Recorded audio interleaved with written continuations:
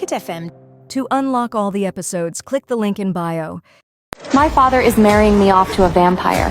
My family thinks I'm a useless weakling who won't survive the wedding night. They don't know the truth about who I really am. Do you, Prince Gavriel, accept Evie, former member of the House of Ylvia and the daughter of the Guardian of Dragons, as your wife, and the princess consort of the Royal House of Vampires of the Northern Kingdom? The priest asked the man standing in front of me. Prince Gavriel? I asked my dragon spirit, Solari, who resides within me, as in, the cold-blooded killer Prince Gavriel? I guess so. But it's written in the stars. I don't care about the stars, Solari. This is a trap. I was shaking as the reality of my situation started to sink in. I do. Prince Gavriel's deep voice rang. I felt a shiver run down my spine. Evie, former member of the House of Ylvia, do you accept Prince Gavriel of the Northern Vampire Kingdom to be your husband, thereby accepting your title as his princess consort? I didn't want to go with him. I had three choices. Stay here and be a slave and get beaten, go with the murdering vampire prince, or go rogue and have nobody. Solari whimpered. You know you want him, Evie. You need to be with him, and you know exactly why. You need to do this for your own good, for the powers promised to you by the goddess herself. I sneaked a peek at my to-be husband. He's a giant, all muscle, with a hint of a tattoo peeking out from under his shirt collar on his neck. He's very good-looking, despite his ugly reputation. Full lips under a straight long nose and haunting blue eyes. Those eyes gazed into mine, and then he smirked at me. I was captivated. Evie? The priest asked.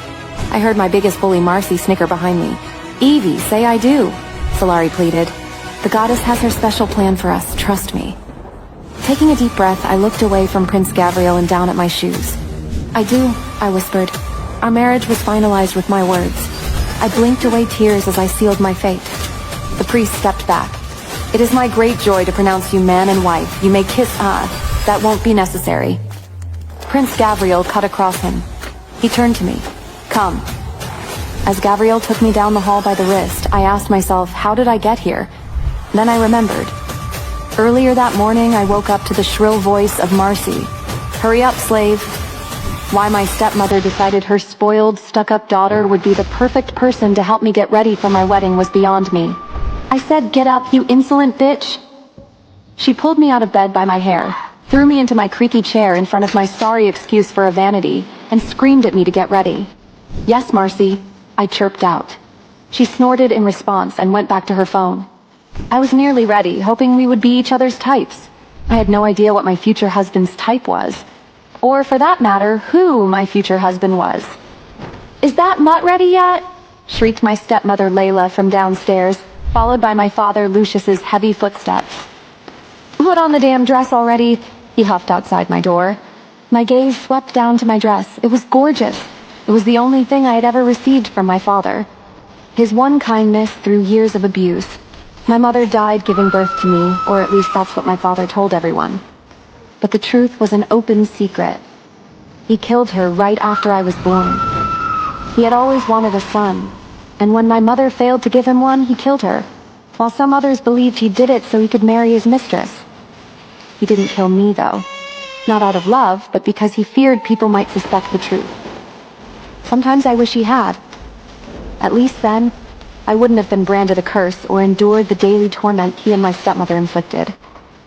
A month after my mother's death, he married that mistress, Layla, and brought her and their daughter into our home. From that day forward, my life became a living hell.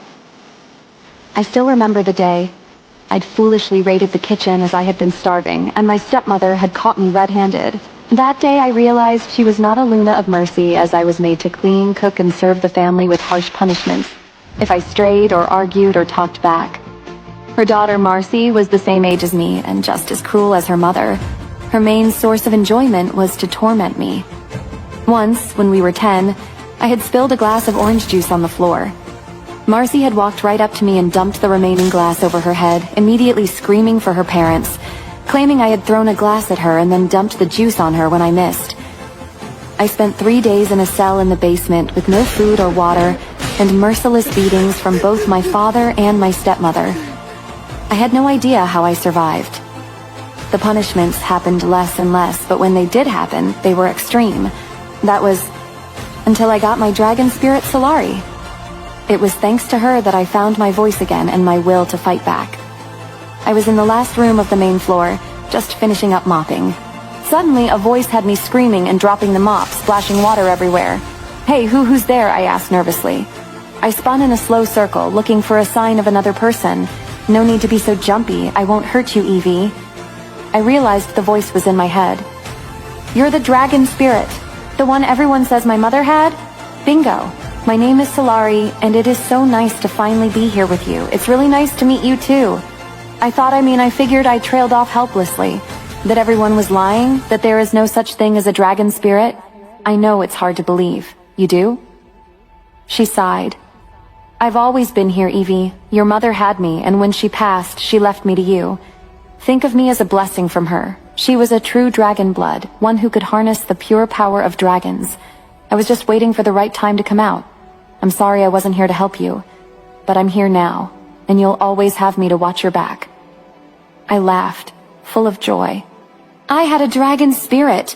Finally a friend. This was the best day of my life. I grinned so much that I didn't even mind that I had to remop the floor. That was last month, my 18th birthday. Solari told me about the strength of a true dragon blood, about how powerful my mother had been. But when I asked when I could start using my powers to control dragons, she said it would take time. There was something that needed to be done first. Something written in the stars and planned by the gods themselves. She wouldn't tell me what it was, only that when the time was right, I'd know. My reminiscing was interrupted by Marcy's high-pitched voice. "What are you smiling about?" Solari snarled in my head. I shook my head, but declined to answer. Marcy narrowed her eyes at me and stood up, moving towards me. She stood behind me with her hands on her hips, turning her head to the side. "You know, Slave, I think you could use a little color in your cheeks." She smiled wickedly. I immediately sprang up and tried to dash to the door, but she was quick. Grabbing my arm, she spun me around and landed a vicious blow to my left cheek. While I was still stunned, she repeated the action to my right cheek. Tears sprang to my eyes to accompany the stinging on my face. Solari roared in my head, momentarily deafening me while Marcy laughed. I didn't even hear the insult she threw at me. Holding my cheeks, I turned swiftly for the door, exiting the room with Marcy hot on my heels. "You'll be back, you know," she said. "I know you think this marriage is your ticket out of here, but it's not. As soon as your groom realizes who my parents are marrying him off to, he'll throw you out faster than you can blink. I'll be surprised if he even goes through with the ceremony," she hissed. Stepping in front of me, she yelled, "You will always be nothing but a slave." Marcy released me, shoving me back a few feet. Without another glance, she marched down the hall and out of sight around the corner. I leaned against the wall, taking deep breaths. Maybe she was right. Who would agree to marry someone like me, a weak human, a servant? Was this truly a marriage, or just another cruel game crafted by my father and my stepmother? She's wrong. Don't listen to her, Evie. My dragon spirit tried to soothe me. She's right, though. I've always been a slave. Who could possibly want me? Look at me. You're stronger than you realize. You've been through so much, and you're still here, still standing. Even if this guy throws you out, we won't come back here. I blinked. You'd go rogue? The very word sent a chill through me. A rogue princesses, marauding families of cast-outs, of the truly wild. They answered to no house, no noble or king, followed no law but their own. Unbound, unpredictable, feared. It was rumored that they were capable of anything, and loyal to no one. I told you, Solari said. I'd always be here with you, even if we had to be a rogue. Tears welled up again, but this time from happiness. Wow, thank you. I love you, Solari. I love you too, Evie. Now let's go get married. She cheered with mock enthusiasm. I laughed quietly. Straightening my dress and my hair, I began walking down the hallway. With each step, nerves began to pool in my stomach. See, the craziest thing about my situation was that I actually didn't know who I was marrying. This whole thing was arranged without my knowledge, at least up until last week. I'd been a server at the yearly council meeting, which was at Ilvia House this year. The next day, my father and my stepmother dragged me into my father's chamber and told me I was getting married. They never said to whom, and they never gave me the option to say no. All they said was they were getting more for my hand in marriage than I was worth, and they were glad to be finally getting rid of me. Was that really the truth? Had my father, the guardian of dragons, Lucius Ilvia offered me up like chattel, just to cast me off? Or was there something more, something darker, lurking behind his eagerness? Whatever happened behind the doors of that meeting, I would never know. But I feared the answer. I couldn't say I was unhappy about the prospect of leaving this family, but I was scared of marrying an unknown man. I couldn't fathom why anyone would want me to be honest. I assumed it was someone from an ally family who wanted a slave. The more I thought about this, the more I believed it was true. After all, my father could pick any random girl to replace me. Lost in my fears, I finally reached the grand double doors to the hall where the ceremony was taking place. Voices buzzed from inside. I felt like vomiting, but also something else. My head began to swim, and I was suddenly too hot. My heart rate was picking up quickly, and I felt lightheaded. Was I about to pass out minutes before my wedding? As I took deep breaths as being coached by my dragon spirit, my father snuck up beside me. I had been so focused on my breathing I hadn't even heard him. I flinched. "Stop fidgeting," he hissed. "What are you doing?" I asked. I felt so out of sorts I didn't even stop to consider my words or the disrespectful tone in which I said them. He narrowed his eyes on me. The hand at his side twitched like he wanted to strike me. "Since by some twist of bad luck I'm your father, it is my duty to walk you down the aisle and give you away. Trust me, I wish I could avoid it, but there seems to be no other way. Don't misinterpret this though. I take absolutely no pleasure in being anywhere near you. Or touching you." What? Why did it sound like he was insinuating something? You mean you take no pleasure in touching me when it's not violent? I deadpanned. Solari, who had been pacing in my head, stopped in her tracks. I could feel the shock coming from her. I was shocked too. I'd never spoken to my father like that before with such confidence. Where had that come from? My father seemed more shocked than either of us. However, his face was comical. At least it was until his eyes turned black and a low voice came through his teeth. "You think that was bad?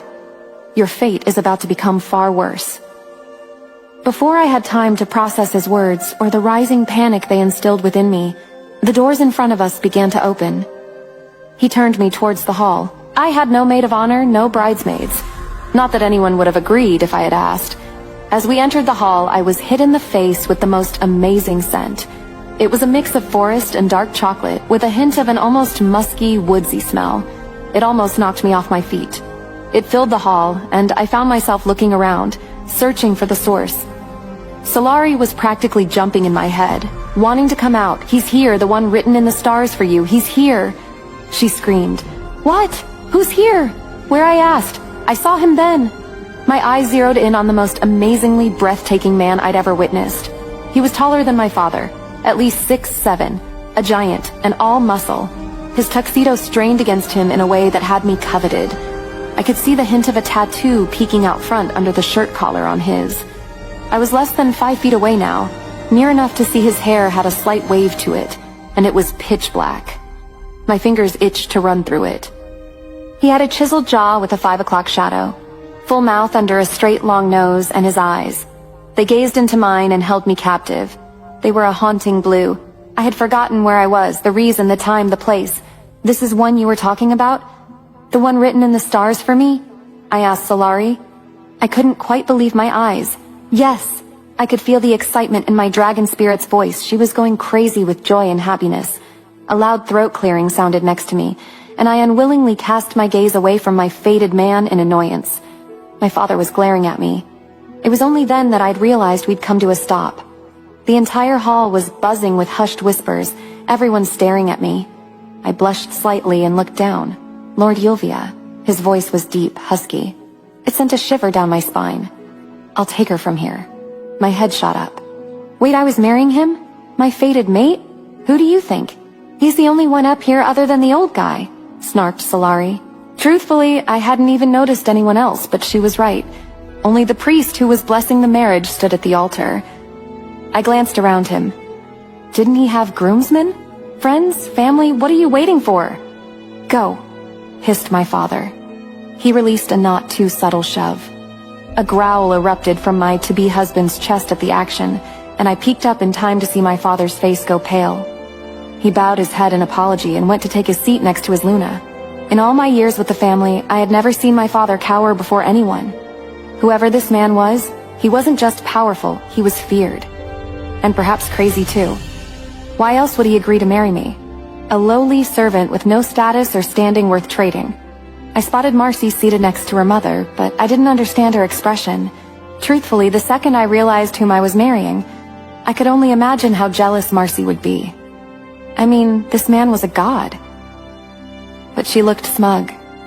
She had a wicked little smile on her face, laughter in her eyes. Why? What did Marcy know about this man that I did not? Her expression had anxiety pooling in my stomach. Ahem. I turned my attention back to the man in front of me. He was glaring at me now, annoyance clear on his face. "I'd like to get started if you're willing to pay attention now," he grumbled. Without waiting for an answer, he signaled to the priest to begin the ceremony. "Ladies and gentlemen, it is my honor to be here at the House of Ylvia today to bless the union of these two children. Shall we?" He looked at my man. He nodded once. The priest looked at me with a soft smile, which I returned. "Do you, Evie?" He stumbled for a second and I blushed a deep red. Traditionally, he would use my full name, but he knew I hated my family name after all the torture I had to endure. Out of the corner of my eye, I saw my to-be husband raise his eyebrows in confusion. The priest cleared his throat and started again. "Do you, Evie of the House of Ylvia, accept this marriage and my blessing of it?" "I do," I replied quietly. "And do you acknowledge and accept that henceforth you will no longer be a member of the House of Ylvia?" "Yes," I replied a little more eagerly. "Then as a priest of the sitting council, I hereby strip you of any ties to the House of Ylvia. Lord Lucius Ylvia?" The priest gestured to my father, who stood up. "I accept," he said. I felt a tearing inside. Everyone in the hall sighed. The priest and my groom gasped and clutched themselves along with me. Losing a family member was painful for everyone, but I took the pain with a smile, knowing I was officially no longer a member of this horrid family. I felt an intense wave of freedom, not to be tied to them anymore, even though I was totally unaware of how my life will be in my new family, or why my father had suddenly agreed to let me go. When everyone was quiet again, the priest turned to my groom. "Do you, Prince Gavriel, accept Evie, former member of the House of Ylvia, as your wife and therefore princess consort of the Royal House of Vampires of the Northern Kingdom?" My breathing hitched to a stop. "Prince Gavriel, as in the cold-blooded vampire Prince Gavriel?" I asked Solari. "I guess so, but it's written in the stars." "I don't care about the stars, Solari. I can't accept this. He's a bad guy. He's a vampire." Suddenly Marcy's smirk made sense. I was shaking as the reality of my situation started to sink in. They were marrying me off to someone who wasn't even human. To a vampire. The ones who hunted humans. And to make matters worse, Solari said he is the one planned by the gods for me. What kind of sick sense of humor did the gods have? I hadn't suffered enough. The gods thought they'd toss me to the merciless vampire prince? I do. With those words, Prince Gavriel sealed my fate. I ground my teeth together and kept my eyes downcast, avoiding eye contact with Prince Gavriel. "Evie, former member of the House of Ylvia, do you accept Prince Gavriel of the Northern Vampire Kingdom to be your husband, thereby accepting your title as his princess consort?" I didn't want to go with him. These were my options then? Stay here and be a slave and get beaten, go with the ruthless vampire prince who everyone feared, or go rogue and have nobody. Tears welled in my eyes at my situation. "Please don't reject him." Solari whimpered. "Solari, we can't accept him. I know." She cut me off. "But you need to remember that this is planned by the gods themselves, and this marriage is the only way to unlock your true powers," she snapped. Closing my eyes, I sighed quietly. "So this is what's needed to unlock my powers." When I opened them, I looked into my prince's eyes. He was staring at me with such anger, I actually took a step back. It didn't make sense. Why was he looking at me like that? Why marry me at all if all he felt was anger? "Please," whispered Solari. "Evie?" The priest stepped forward. I heard a snicker I'd known anywhere behind me. Now I know why Marcy was so smug earlier. Taking a deep breath, I looked away from Prince Gavriel and down at my shoes. "I do," I whispered. Our marriage was finalized with my words. I blinked away unshed tears as I sealed my fate. The priest stepped back, giving me a short look of something near to sympathy. "It is my great joy to pronounce you man and wife. You may kiss." "That won't be necessary." Prince Gabriel cut across him. He turned to me. "Come." Dragging my feet, I turned to follow my new husband. Prince Gabriel strode down the platform, stopping briefly to shake my father's hand. They exchanged no words, but it felt disrespectful to me, like a good doing business with you vibe. I wondered for the first time how much he had offered for me. It couldn't have been very much, as I was nothing but a lowly slave for the family. More than likely, they were probably just glad to be rid of me. Why did Prince Gabriel agree to marry me? What's his motive? He hadn't even kissed me. How could he want me? And what I feared most to ask, what exactly did he want me for? Keeping my eyes down and my feet shuffling forward, I felt bad for whoever they replaced me with in the future. A deep sigh interrupted my thoughts, and I glanced up to see my husband's annoyed face. "Can you move any faster?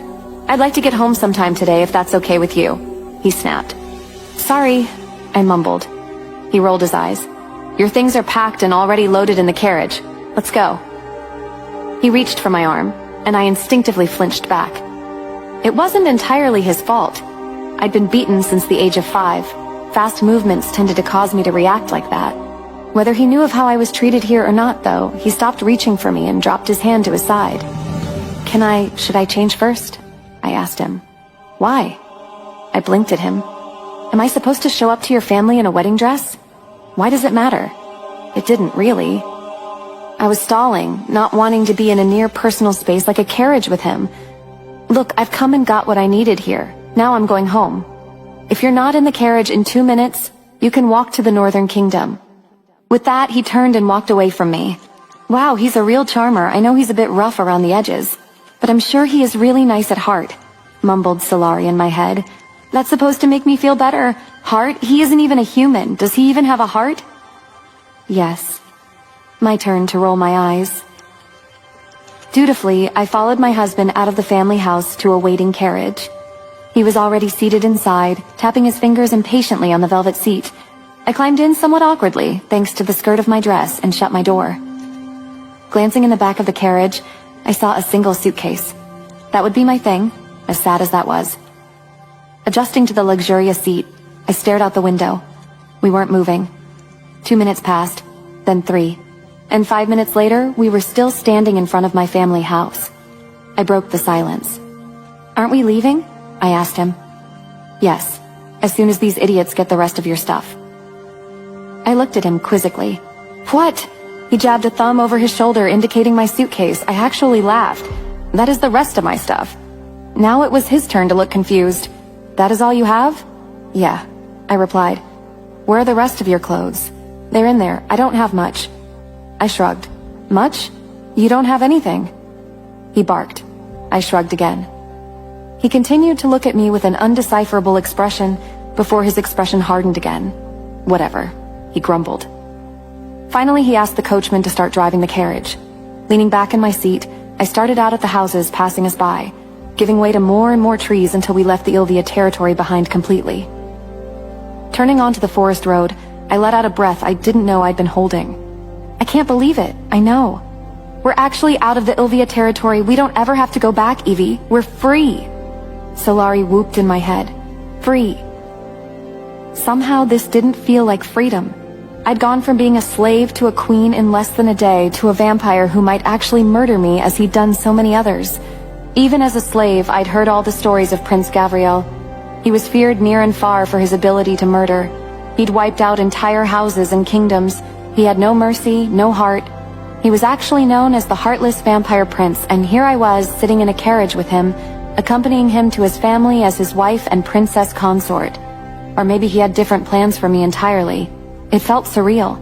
Should I speak to him? Try to make conversation? I floundered around in my head, searching for something to ask him that didn't involve his murder streak, or how many people he had decapitated. Hours passed. It was dark outside now, the trees a dark blur as we sped past. Suddenly, it popped into my head, and out of my mouth before I could stop it. "Why didn't you kiss me?" I blurted out. Prince Gabriel glanced at me, and then back to the road. Silence. "Prince?" I tried again. Nothing. I'd been so caught up in the shock before, I hadn't even minded that he didn't kiss me. But now, as my reality began to really set in, It seemed important to know why. If he hadn't married me for love, then what had he married me for? Why did this matter so much to me anyway? He was a cold-blooded murderer. I shouldn't even be thinking about kissing him.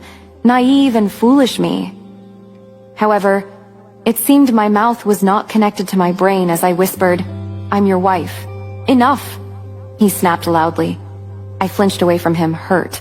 I didn't speak a single word for the rest of the trip. My gaze traveled between the window and my shoes. I refused to look at him. An hour ago, he'd told me we'd crossed into his land. I'd simply nodded. Was I being disrespectful? Probably. But he wasn't chatting me up either way, so I didn't care. We're here. The carriage pulled up to a huge 10-foot gate that looked to be made of iron. 2 guards were stationed on our side, and 2 more just beyond. All 4 men were huge, but nowhere near to their prince. The nearest guard gave a signal, and the gates swung open. Despite my qualms about the situation, I was impressed as we went further towards the family house. Most of the area was covered in trees, but I could spot houses in the dense forestry. Here and there, quaint cottages were dotted around with cute balconies and porch swings, gardens and stone walk paths.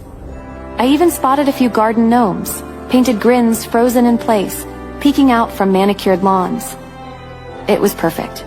Almost too perfect, like the whole town had been manufactured.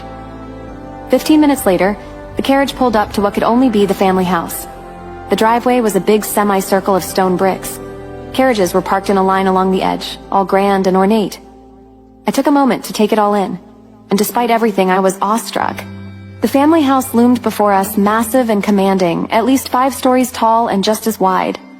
It wasn't just big. It was fortress-like, a place built to protect, or imprison. "Are you going to sit there and stare all night? I'm tired," grumbled my husband. I shook my head, speedily opening my door and stepping out. I hadn't moved much over the course of the long car ride, and my legs were super stiff. I took a second to stretch them while still admiring the house. Upon closer inspection, I noticed the whole place was constructed of deep redwood. I bet it looked even better in the daylight. Evie. It took me a minute for him to catch my attention. Nobody used my name. I'd always been called slave or mutt or other various derogatory terms. "Yes, I'm coming. Just let me get my stoop. Don't bother. But I'll get you some new clothes tomorrow. You can throw that suitcase out and everything in it." He began to walk to the house, but stopped when I opened the back door of the carriage. He sighed loudly, clearly irritated. Opening the suitcase, I dug through the clothes that had been packed. Really, they were just rags until I found my objective. Closing the door, I clutched my locket. It was a gift from my mother, given the day I was born. Some said it carried her blessings, others whispered that it held all her powers, locked away until the time was right for me to claim them. I placed it around my neck and joined him. "What's that?" he asked. "It's a locket." He raised an eyebrow.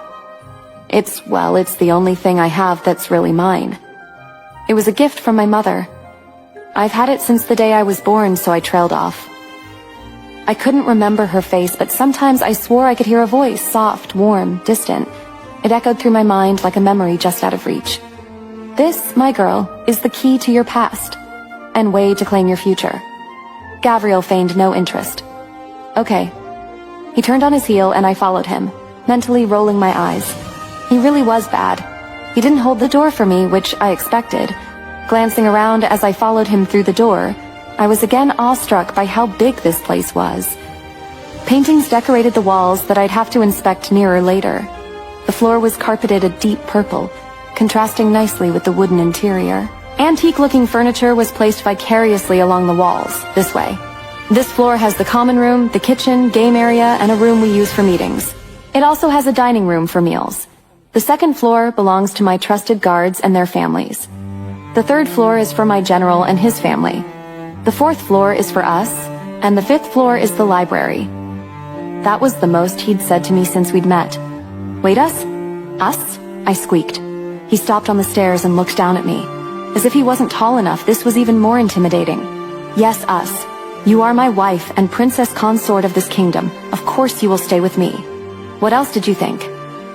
Before I could say anything else, he trotted up the stairs, me scrambling to keep up. I was feeling lightheaded and gasping for breath by the time we reached our floor. Years of being starved for long periods of time will do that to you, I guess. I shuffled down the hall, nearly running into the back of him when he stopped abruptly in front of a door. "This is our room." He pointed to a door in front of us. "The maids must have placed some clothes for you. They will bring more tomorrow." Without another word, he opened the door and stepped inside. Numbly and lost, I followed him inside the room. I don't know why I expected it to be small. Old habits, I guess. It was huge. The floor was plush, soft gray carpet. A king-size bed was set against the wall, begging for a good night's sleep. Across from the bed was an old-fashioned fireplace already lit and filling the room with warmth and a soft glow. A neatly stacked pile of wood was placed to its side. White curtains were drawn across glass doors that looked to open to a balcony. I assumed the door to my right was a bathroom, and the double wooden doors led to a wardrobe. Again, not what I had imagined. But then we didn't imagine we'd have our own room, did we? Solari grumbled. "No, but it's better than sleeping with him, right?" Gavriel's gaze locked firmly on mine. "You can rest. I have important work to attend to, but I'll be back soon." My throat felt dry, but I managed to nod. "All right." He lingered for a second too long, his eyes scanning me as though he could see straight through to my thoughts. Without another word, he finally turned and walked out. The heavy door clicked shut behind him. I released a long, shaky breath. Finally. His presence still seemed to cling to the air, thick and suffocating as though he had never truly left. My shoulders loosened for the first time since the ceremony. He's gone, at least for now. I tugged at the wedding dress, fumbling with the stubborn laces until it crumpled in a heap at my feet. "Off! Get it off! I can breathe again!" Snatching the nearest towel, I wrapped it tightly around myself and hurried straight into the bathroom. The moment I stepped inside, I froze. My eyes widened. Holy. Wow. This wasn't a bathroom. It was a temple. The air was warm and faintly perfumed, and at the center stood a massive tub carved from deep green marble streaked with veins of gold. Bronze fixtures gleamed under the candlelight, while curls of steam rose lazily into the air. I've never seen anything like this. Not even in my father's house. I sank into the hot water, letting it swallow me whole.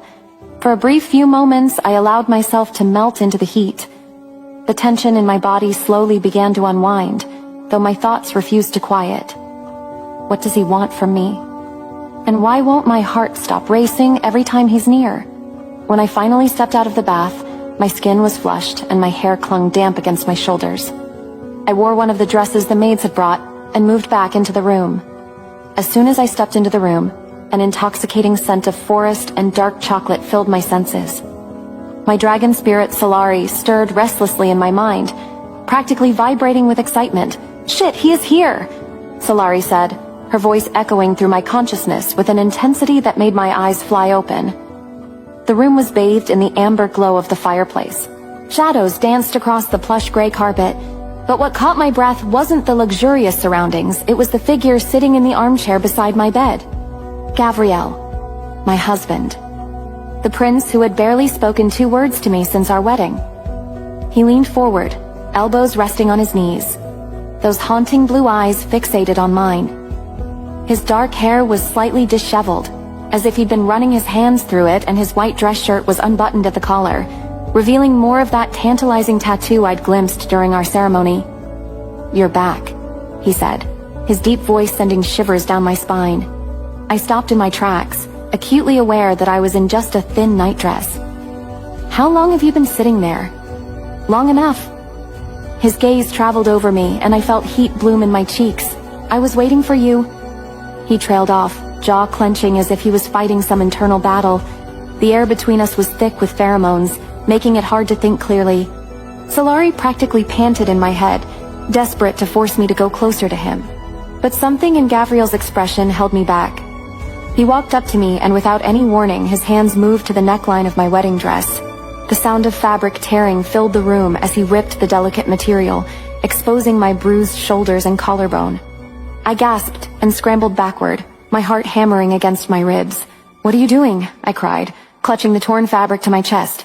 But his eyes weren't filled with lust or violence. His gaze traced the purple and black marks marring my pale skin. "I need to examine you," he said suddenly, his voice rough. My heart skipped a beat.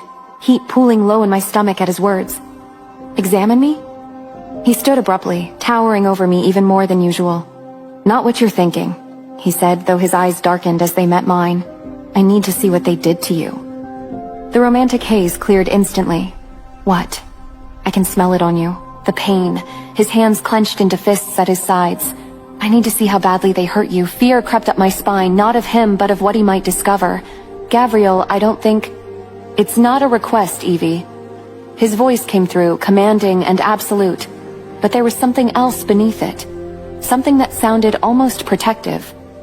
My dragon spirit whimpered, torn between submission to my prince and the shame of revealing my scars. I nodded slowly, not trusting my voice. Are you thinking what I'm thinking? Barked Solari. Shut up, I shouted in my mind. Come here, Gavriel commanded. I approached slowly, bare feet silent on the carpet. When I was close enough to feel the heat radiating from his body, he finally looked at me. Turn around. I obeyed, my hands trembling as I faced away from him. I felt him move closer, his body heat radiating onto my back. For a long moment, there was only silence. Then I felt the softest touch against my shoulder blade. His fingertips touched one of the scars on my back. Who did this to you? His voice was deadly quiet. It doesn't matter now, I whispered. It matters to me. His touch moved to another scar, this one deeper, more jagged. Tell me their name. I shivered, not from cold, but from the raw possessiveness in his voice. My father. But Gavriel, please don't. He tortured you. It wasn't a question. His fingers continued their exploration, mapping the damage done to my body with a gentleness that brought tears to my eyes. I survived, I said simply. He was quiet for so long, I thought he wouldn't respond. Then, slowly, he led me to the bed. Lie down, he said, on your stomach. I obeyed, my pulse racing as I settled onto the bed. I felt him sit beside me, the mattress dipping under his weight. I'm going to remove this, he said, his hands at the tie of my robe. I need to see your back fully. The silk slipped away, leaving me exposed beneath his gaze. I buried my face in the pillow, shame burning through me. Good goddess, he said under his breath. He ran his finger over a particularly deep scar. Gavriel's voice was low but firm as he said, I can't believe your family did this to you, but never again. You're here with me now and you're safe. No one will ever hurt you again. My chest tightened. Why does that sound like a promise I actually want to believe? His words wrapped around me like a warm blanket I had never asked for but suddenly needed. My heart, damn it, actually melted a little. He stood and set a box gently in front of me. I blinked at it. What's this? A gift, he replied simply. I lifted the lid, and my jaw dropped. Oh, my... Inside was a red dress, deep crimson and as rich as spilled wine in candlelight. The fabric shimmered when it caught the light. It was the sort of gown queens might wear to break hearts and start wars. Solari's voice erupted in my head. Put it on! Put it on right now! Evie, do you see this? This is love! This is your fate! Gavriel's mouth curved into the faintest smirk. Get dressed, quickly. I looked up at him. For what? The Emperor has invited you to a ball. My stomach dropped. The Vampire Emperor? Yes, but don't worry, I'll be there. His tone carried a hint of care. He turned toward the door. Maids. They appeared instantly, bowing low. Help her get ready, Gavriel commanded. His gaze flicked back to me. I'll be waiting downstairs. The moment he left, the maids swept in and helped me get ready. When they finally stepped back, I turned toward the mirror and froze. My breath caught. That's not me. The woman staring back had flawless skin, hair gleaming under the light, and lips painted a deep red to match the gown. Solari purred in my mind. That's what a princess is supposed to look like. And you, Evie, you're the most beautiful princess of them all. I stepped out of the room, still smiling, still riding the giddy rush from seeing myself in the mirror. My heels clicked against the polished floor as I headed toward the stairs. Then I froze. A man stood in front of me, my breath caught. He was handsome, just as handsome as Gavriel, though in a different way. His features were sharper, and his eyes looked like they could cut straight through me. Good evening, my lady, I'm Caius, Gavriel's brother. I hesitated, thrown off by his sudden appearance, but I kept my composure. It's a pleasure to meet you, Prince Caius. My name is... Evelyn, he said, finishing it for me with a glint in his eyes. He stepped closer to me. I hope Gabriel is treating you well, he said quietly. I stiffened at the question. He's been gentle to me, I replied carefully. Caius's expression shifted, his smile fading, replaced by something more serious. I see. But it seems you still know very little about your husband. I frowned. What do you mean? He may seem calm, even soft-spoken, but if something inside him ever breaks, he can be dangerous, even to you. My breath caught. A chill crept down my spine. Then he added, "You have no idea why he married you, or why he really brought you here, do you?" The words hit hard. Before I could ask him anything, he was already walking away, calling over his shoulder. "Think about it, Evelyn." My pulse quickened. "What does he know, Solari?" I called out in my mind. Her voice was uncertain and uneasy. I don't know. I don't have the answer, Evie. That scared me more than Caius's warning. Solari was never without an answer. By the time I blinked and refocused, Caius had already disappeared. I made my way down the stairs, my mind replaying his words again and again. Why did Gabriel bring me here? What am I missing? Then I saw him, and all other thoughts vanished instantly. Prince Gabriel stood at the base of the stairs, his posture regal and his presence impossible to ignore. He was dressed in a deep black doublet trimmed in silver, with intricate embroidery curling over the chest and sleeves. He smiled at me, a slow, devastating smile that made my breath catch and my mind go completely blank. It was the kind of smile that could make you forget everything. He said nothing, just extended his hand. I placed mine in his, and together we walked into the ballroom as husband and wife. The room was breathtaking. Towering chandeliers bathed the space in golden light, and the black marble floors gleamed beneath our feet. The walls were lined with ancient crests and flickering candlelight. Every vampire in the room turned to look. And from the crowd, a stunning vampire woman stepped forward, moving confidently toward Gabrielle. She was beautiful, tall, curves wrapped in an elegant gown that sparkled like wine in a firelight. Her hair fell in waves, her smile sharp. "Will you join me on the dance floor?" the woman said, offering her hand to Gabrielle. Then, as if suddenly remembering I existed, she glanced at me. "So, this is the human you married?" Gabrielle's arm stiffened. I blinked. "Who is she?" The woman didn't wait for Gabrielle to answer. She looked at me up and down, clearly unimpressed. "I'm Thea, Gabrielle's fiancée." My world tilted violently as Thea's word fiancé echoed like a knife in my ears. Why didn't he reveal his fiancé to Evie earlier? If he already had a fiancé, why did Gabriel marry Evie? What are his intentions? Is Thea a threat to Evie? What does this mean for Evie and Gabriel's marriage? To find out what happens next, listen to the story, The Vampire Prince, exclusively on the Pocket FM app. Download now. Pocket FM. To unlock all the episodes, click the link in bio.